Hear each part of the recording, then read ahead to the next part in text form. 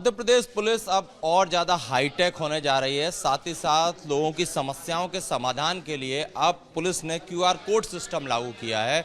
फिलहाल हम टीटी नगर थाने में और यहाँ पर आप देखिए इस तरह से क्यूआर कोड जो है वो चिपकाए गए हैं और इसको अगर स्कैन करें तो चीज़ें भी सामने आएंगी आपके। इसको अगर हम स्कैन करते हैं तो जनता किस तरह से पुलिस से कनेक्ट हो, यहाँ पर देखिए नाम, पता, मोबाइल नंबर, थाना, सुझाव और शिकायतें। अगर कई बार होता है कि जो पीड़ित होता है वो थाने आता है और उसकी शिकायत की सुनवाई नहीं होती, तो उसके लिए भी इस पर वो ऑनलाइन अपनी कंप्लेंट दर्ज कर सकता है, क्योंकि इसकी मॉनिटरिंग सीधे कमिश्नर कर रहे होते हैं। टीटी नगर थाना प्रभारी गौरव सिंह हमारे साथ हैं। सर, ये क्यूआर कोड प्रणाली जो शुरू की है, इससे जनता को कितना फायदा होगा? इससे जनता को जो समस्या है, वरिष्ठ अधिकारियों की काफ़ी अच्छी पहल है।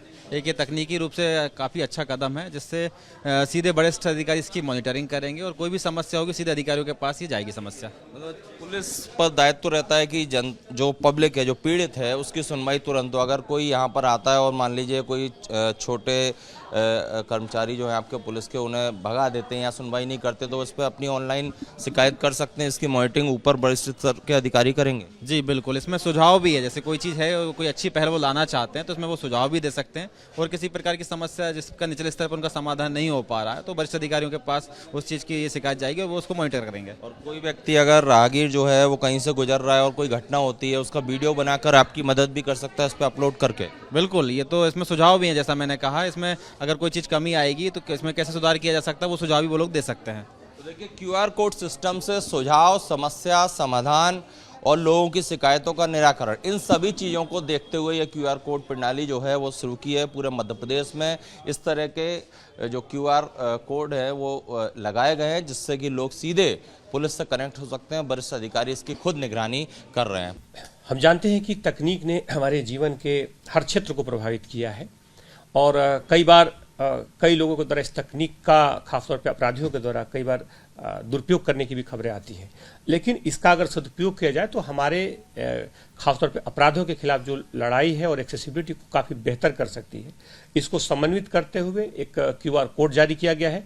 इस क्यूआर कोड के माध्यम से 2 क्यूआर कोड जारी किए गए हैं, जिसमें एक क्यूआर कोड यातायात पुलिस के समस्याओं के लिए है, जिसमें खासतौर पर कई बार नागरिक जो हमारे अलग अलग हिस्सों में रहते हैं उन्हें स्थानीय समस्याओं का ज़्यादा ज्ञान होता है, स्थानीय समस्याओं के बारे में ज़्यादा समझ होती है।